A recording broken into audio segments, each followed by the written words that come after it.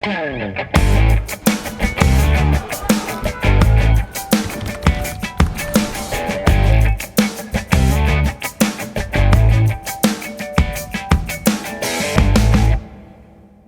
programa de hoje, vamos conversar com o advogado Caio Vitor Barbosa. Vamos falar com ele sobre alguns assuntos importantes em relação à defesa da democracia no Brasil, conversar a respeito dessa história de dúvidas que se planta, a partir, infelizmente, do próprio presidente da República em relação às urnas eletrônicas, conversar também a respeito de mudanças no processo eleitoral que poderão acontecer para valer a partir do próximo ano. Tudo isso e muito mais aqui no nosso Espaço Cidadão. Seja bem-vindo, doutor Caio Vitor, ao nosso Espaço Cidadão.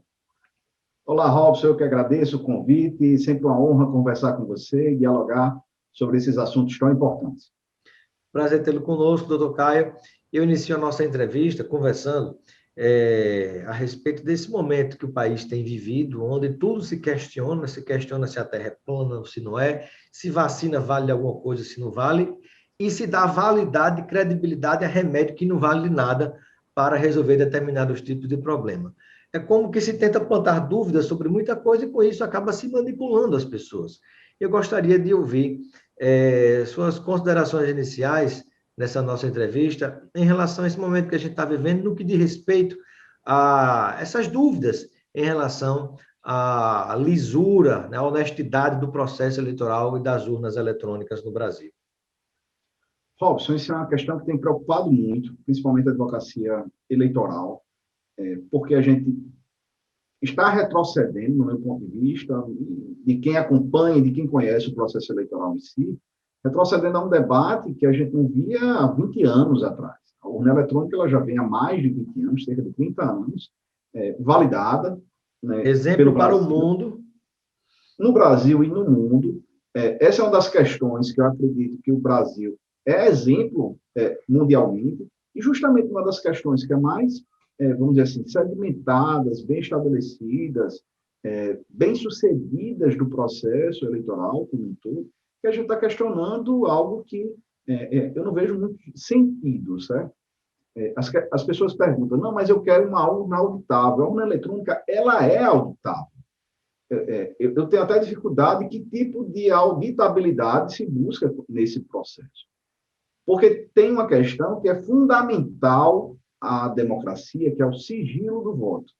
Então, quem está buscando essa auditabilidade é acabar com o sigilo do voto, é que o voto seja impresso e o eleitor veja o voto impresso. Eu não consigo compreender, porque tem algumas questões na urna eletrônica que garantem essa auditabilidade. Primeiro, não tem conexão com a internet, então são sistemas isolados. Não pode entrar um hacker, né?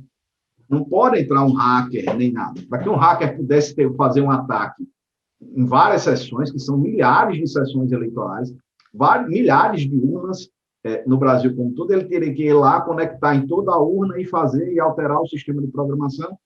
E aí, mesmo que fizesse isso, esse ataque de milhares de hackers e milhares de urnas eletrônicas, com a justiça eleitoral permitindo, porque tem uma coisa que foi muito interessante, num determinado debate que a gente estava participando, o servidor da justiça eleitoral, olha, quando se ataca a urna eletrônica, estão me dizendo que eu sou desonesto, que eu permito esse tipo de alteração na urna eletrônica. Chega lá a urna eletrônica, são a fiscalização, os partidos participam do processo, são sorteadas urnas aleatoriamente para que se faça o teste para ver se está tudo zerado. E tem uma questão, toda votação, antes de começar, aí pronto, se querem papel, tem lá um papel mostrando quem são os candidatos que estão lá, e tem a zerésima. Todos os candidatos estão com 0 votos. E, no final, a mesma urna, ela imprime os candidatos e os votos que cada um tiveram, que é o boletim de urna. Então, imprime. Agora, a única coisa que se quer com o voto impresso, pelo que eu percebo do debate político, ou impedir o sigilo de voto, que é uma conquista que a gente teve e é essencial para a democracia, ou criar embaraços para questionar o processo de votação, que é uma coisa que não acontece há cerca de 30 anos no Brasil. Antes, o que a gente via? Vocês acompanharam, muita gente acompanharam, a minha geração acompanhou o finalzinho, urna sumia, o pessoal colocava papel impresso dentro da urna. Então, era todo tipo de questionamento. A turma que pagava dinheiro pelo voto, que chama de boca de urna, né? Muitas vezes pedia o comprovante, aquele ticket de votação, pedia alguma coisa para ele comprovar que votou, que era uma forma de pressão psicológica, né? Apesar de ninguém saber se ele tinha votado ou não, mas era uma pressão psicológica, né? E também existia muito, quando existia o voto no papel, né? Às vezes a pessoa que tinha vendido o voto, né? Sobretudo pessoas que tinham determinados compromissos, tinha que fazer algum tipo de marcação naquele voto para mostrar que foi aquela pessoa que votou daquele jeito, né? Então, assim, era uma coisa assim terrível, né? Terrível. Era o caos, e a gente conseguiu evoluir nisso. E aí é importante, Robson, a gente até frisar isso, porque em determinados momentos, a urna eletrônica chegou a imprimir o voto, certo? Em alguns testes. Mas aí qual é o problema? Veja, se você em casa, do seu lado do seu computador, sua impressora muitas vezes falha, e etc., porque acabou a tinta, ou porque falha mesmo, porque não tem impressora 100% garantida. Você imagine isso no cenário nacional. Então, isso foi um impedimento que se teve para não imprimir voto a voto, porque travava a votação, não só travava, e não tinha maiores ganhos, porque a urna também saía com esses boletins de urna, tanto zerado quanto... Era mais gasto, na verdade. Quanto resultado. Além do mais gasto, eu acredito que, assim, o ponto central não é o gasto ou menos gasto. A questão é a necessidade. A gente tem um sistema que funciona, que não foi identificado qualquer tipo de fraude, que tem sistemas de controle que garantem essa auditoria, que, enfim, extremamente confiável, que ao longo das últimas décadas garantiu eleições seguras em relação a esse aspecto do voto, e não, assim, que permitem um resultado ágil, célere, né, frente ao que se vê, inclusive no mundo, resultados em democracias grandes mais céleres do mundo, ou se não mais, e a gente não vê razão para esse questionamento, a não ser político, né? A não ser de questionar... De quem queira criar um tumulto, na verdade, né? É a mesma, inclusive, é tanta falta de criatividade desse presidente da República que está aí, que nem isso é novo, nem isso é criativo, né? De querer criar algum tumulto no processo eleitoral, de questionar as eleições, de perder, mas dizer que ganhou, mas o resultado sai dizendo que ele perdeu porque foi roubado nas urnas. Então, nos Estados Unidos, com o Donald Trump, tem a mesma coisa. Temos a mesma coisa, que já era prometido que aconteceria, e aconteceu, né? Inclusive, depois de tudo, a invasão do Capitólio, né? Do Congresso Nacional Americano, coisa vergonhosa, né? Um país que, pelo menos teoricamente, é tido como uma referência em democracia, passou essa vergonha internacional, aí Bolsonaro está querendo fazer a mesma coisa aqui no Brasil, com algo que as pessoas já dão credibilidade. O próprio foi eleito, não sei quantas vezes foi deputado federal eleito pelas urnas eletrônicas, foi eleito presidente com as urnas eletrônicas. Vereador, né? Vereador, os filhos dele, a turma toda da família dele, sempre eleito com isso, e vem com esse tipo de coisa, né? O que é pior, doutor Caio, é que nós vivemos numa situação que, infelizmente, muita gente acredita nessas loucuras que ele acaba falando, e isso gera tumulto no processo eleitoral e enfraquece a democracia. Isso é muito preocupante, dessa importação desses debates. Tem muito, né, disso, do que acontece nos Estados Unidos, o Brasil acaba incorporando em termos de processo eleitoral e de debate público, muitas vezes. Pois pelo menos alguma coisa boa, mas no que é ruim, né? E vergonhoso. Mas eu creio que não há razão jurídica, nem experiência para a gente que justifique esse questionamento e que legitime isso. E, pelo que eu vejo, Robson, o Congresso entendeu, e é uma das pautas que, na reforma eleitoral, parece que não está na ordem do dia. E isso é muito importante.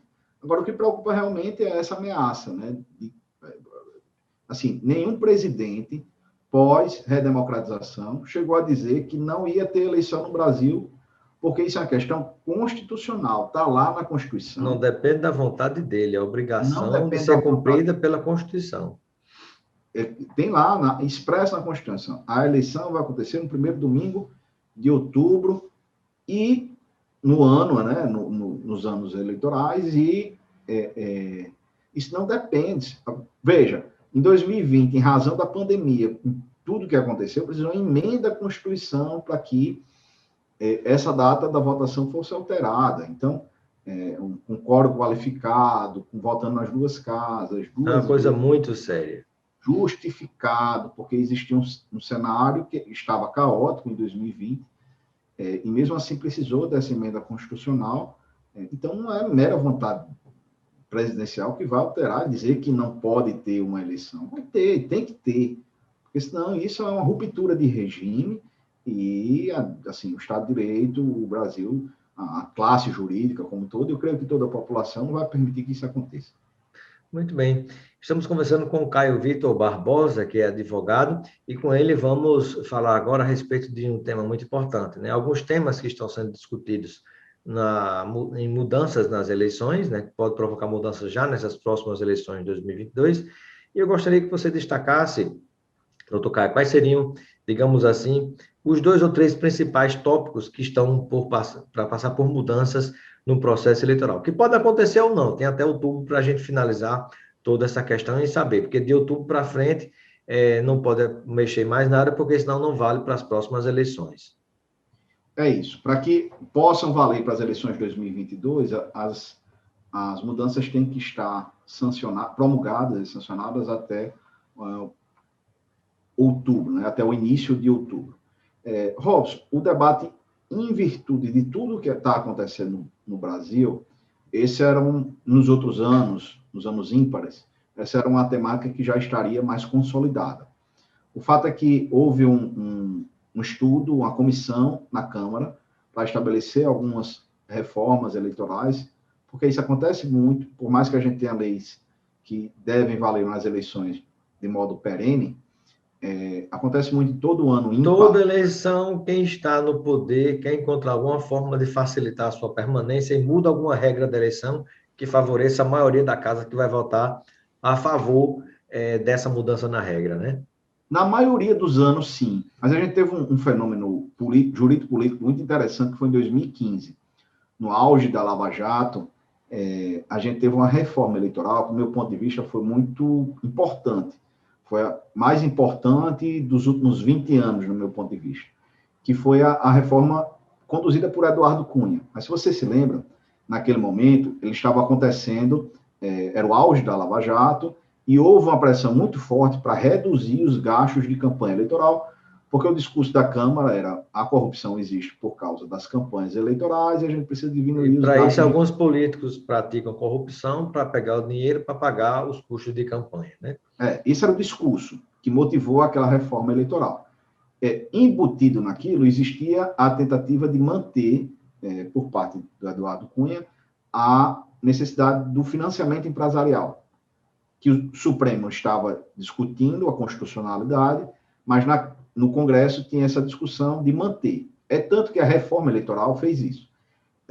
De 2015, ela reduziu o tempo de campanha, reduziu as formas de fazer campanha eleitoral, estabeleceu limite de gastos de campanha, só que tudo isso era para manter o financiamento empresarial. E o Congresso aprovou essa reforma, mantendo o financiamento empresarial. Só que o Supremo estabeleceu que esse financiamento empresarial era inconstitucional. Então, quando foi para a sanção da presidente Dilma, já foi sem o financiamento empresarial. Então, teve uma reforma ali importante e significativa de redução de custos das campanhas eleitorais.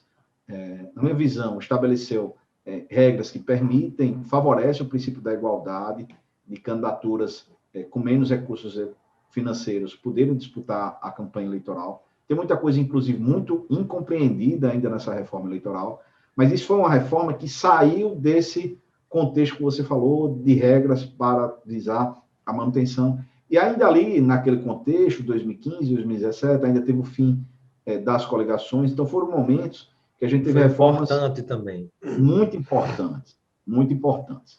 Hoje querem acabar de uma vez por todas com a fidelidade partidária, que na prática pelas brechas que se encontram na justiça, já acabou, não tem mais fidelidade partidária, qualquer um pula para lá e para cá de partida e não tem punição nenhuma.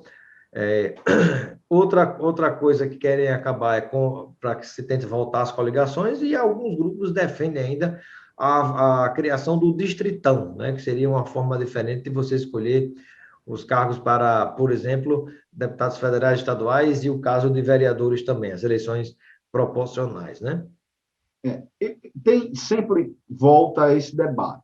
Esses não foram os pontos principais destacados nesse grupo. O grupo lá apresentou, por exemplo, um código de processo eleitoral, que por mais que seja mais jurídico, mas é uma mudança importante.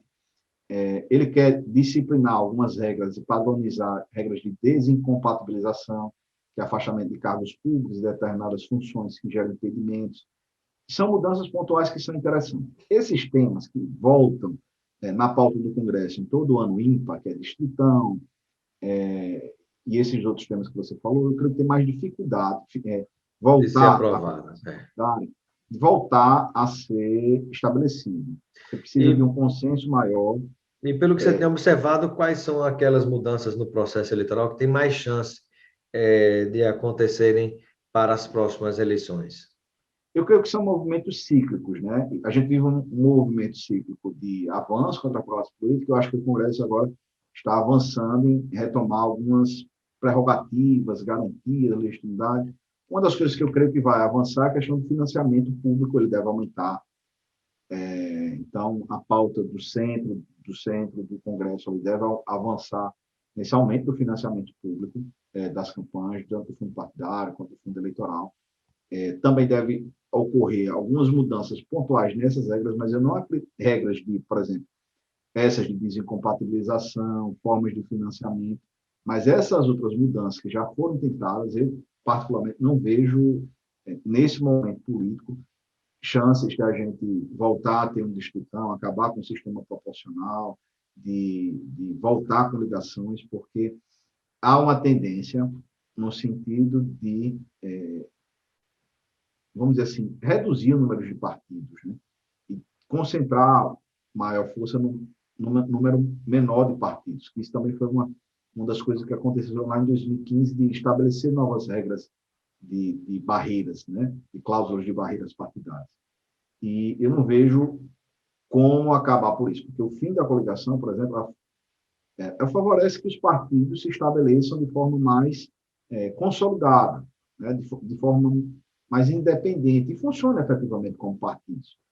Porque o que viveu nos últimos 20 anos foi os partidos não se preocuparem em filiar as novas pessoas, filiarem as mulheres, e ter uma vivência independente, porque no momento da eleição ele fazia qualquer tipo de coligação, garantia a eleição de determinados líderes que eles gostariam que fossem eleitos, e depois disso a vivência partidária, criação de identidade, demonstração de sua ideologia, reunião em torno de determinados ideais, determinadas pautas, a convivência que são importantes para os partidos políticos, eles não aconteciam em virtude disso. Então, eu creio que essa é uma das mudanças que não deve, no meu ponto de vista, que eu estou acompanhado, passar, assim como o distritão. Eu creio que serão mais mudanças pontuais nesse sentido de financiamento da campanha, forma de financiamento da campanha, e algumas regras assim, prazos de inelegibilidade, pode ser que passe, há essa tendência, a mudança da lei de improbidade agora no Congresso é um indicativo em relação a isso, de que há uma tentativa de diminuir as sanções e as regras de condenações contra a classe política. Disso, né? A gente teve um movimento cíclico no sentido de aumentar a pressão em torno da classe política, e agora a classe política está tentando distensionar e avançar. Eu acho que é um movimento cíclico e isso que deve sair do Congresso Nacional. Um outro tema que eu gostaria de abordar com você, como advogado e que participa de diversas discussões nos âmbitos locais e nacionais também, em relação até aos posicionamentos necessários da advocacia, eu gostaria que você compartilhasse conosco uma avaliação, né, de como é que você vê a necessidade ou não de que, por exemplo, a OAB, seja local ou nacional, elas tenham posicionamentos firmes em relação ao que nós observamos e chamamos de ataques à democracia. Durante muito tempo, nós observamos que diversas notas eram publicadas no começo do governo Bolsonaro por várias instituições, mas nota nunca resolveu nada, né? Apesar da importância do posicionamento, mas se cometia um ataque, uma agressão, e a resposta era nota. Ataque, agressão, a resposta era nota. Tem até comentários antigos que eu fiz na época, né? Porque ninguém aguentava mais tanta notinha que não resolvia de nada, sem nenhuma posicionamento mais concreto. Eu gostaria de conhecer como é que você avalia esse momento que a gente está vivendo, né? Um pouco do que a gente discutiu no início da entrevista, mas, sobretudo, do ponto de vista da importância ou não de que as seccionais da OAB, no Brasil inteiro, a própria OAB federal, tomem posicionamentos em defesa da democracia que tem sido atacada, inclusive, pelo próprio presidente da República. Robson, esse é um tema que a advocacia como um todo e a OAB como representante dela não pode se furtar, porque é um tema essencial. A democracia, um detalhe que me chamou muita atenção nessa última declaração da sexta-feira, dia 9, do presidente da República, é que, pela primeira vez, o presidente da República disse expressamente, claramente, que não iria acontecer eleição no Brasil se... Qual é que o presidente da República ele não pode colocar nenhuma condicionante para acontecer ou não eleição no Brasil? Isso é um tema que não cabe a ele. Não depende da vontade dele. Isso é um tema que cabe ao Congresso e ao Judiciário por parte do Tribunal Superior Eleitoral. Então, esse tipo de ataque à advocacia precisa resistir, porque isso passa o limite da política partidária. Se ele se vai ser do PSL, se o presidente quer reeleição, se não quer, isso ataca o Estado de Direito, isso vai contra ao que está na Constituição. Está lá na Constituição que a eleição deve acontecer no primeiro domingo de abril dos anos.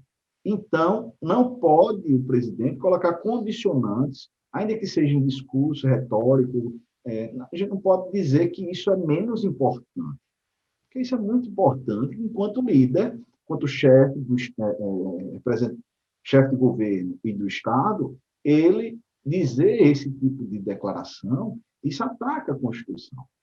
Então, a gente já teve invasão do Capitólio nos Estados Unidos, é um exemplo disso, e que como esse discurso se transborda em ações práticas e efetivas. Exato. Há uma grande quantidade de seguidores que acompanham aquilo que seu mestre mandar, né? Mas eu queria saber, no seu entendimento, as seccionais das OABs ao longo de todo o Brasil e a própria OAB federal devem se posicionar diante de questões como essa ou não devem se colocar à parte? Sem dúvida. O presidente da OAB se posicionou com uma nota muito incisiva, como presidente da Comissão Nacional Eleitoral, mas o que eu tenho dito é que o presidente da OAB não pode ficar sozinho nessa defesa. O presidente da OAB Federal, Felipe Santa Cruz. Presidente da OAB Federal, Felipe Santa Cruz. O presidente não pode ficar sozinho. Há seccionais que são... Inclusive, foi atacado em relação à honra e à memória do pai dele, que até hoje é um desaparecido da ditadura militar, né? Atacado pelo próprio presidente da República, numa postura vergonhosa. Sem dúvida, ele tem sofrido esses ataques, pela defesa institucional que ele tem feito da OAB, tem sofrido esse tipo de ataque. Mas, além disso, o que eu penso é que há esse embate, que é público, e todos estão acompanhando, mas existe, independente disso, independente do debate político-partidário, tem um momento, tem uma linha que ela não pode ser cruzada, que é a linha que quando se afronta a Constituição e o Estado de Direito. E os advogados... É a linha da democracia, né? Porque por mais que cada advogado tenha as suas preferências políticas, todos, por serem, inclusive, advogados das leis e da Constituição, na verdade, antes de serem advogados das pessoas, advogados das leis e de todo esse regimento que são as nossas regras no Brasil, a Constituição, na verdade, uma coisa é a sua posição político-partidária, outra coisa é você não defender essa regra máxima do país, que é a Constituição. E garantir se posicionar contra a ruptura da ordem democrática e do Estado de Direito e da defesa da Constituição. E do equilíbrio entre os poderes, né? Isso Equilíbrio e harmonia entre os poderes. É possível que uma decisão do Supremo seja equivocada, se recorra dela, se questione, se insurja contra ela, se posicione de forma contrária. O presidente da República pode dar declarações contrárias, até o interesse da advocacia, o interesse da sociedade. Agora, tem um limite do jogo. O limite do jogo e do campo político, ele não pode ser o de expressamente, intencionalmente, revogar o que está estabelecido na Constituição. Então, na medida no seu entendimento, então, o presidente da OAB Federal, Felipe Santa Cruz, tem falado, de certo modo, sozinho. Está havendo falta de solidariedade dos demais presidentes das outras seccionais, ou é algum caso pontual do Estado do Rio Grande do Norte, ou de algum outro estado da federação, ou você espera a solidariedade de outras instituições?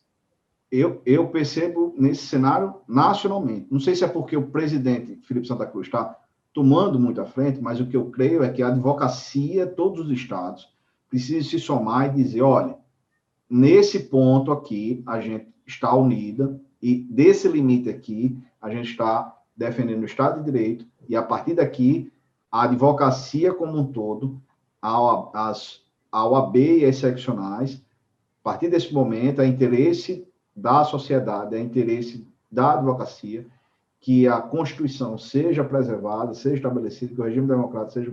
que as eleições aconteçam independente da vontade, independente de qualquer condicionante, não tem condicionante estabelecida para que a eleição aconteça ou não aconteça, a eleição tem que acontecer no primeiro domingo de outubro de 2022, independente de qualquer condicionante.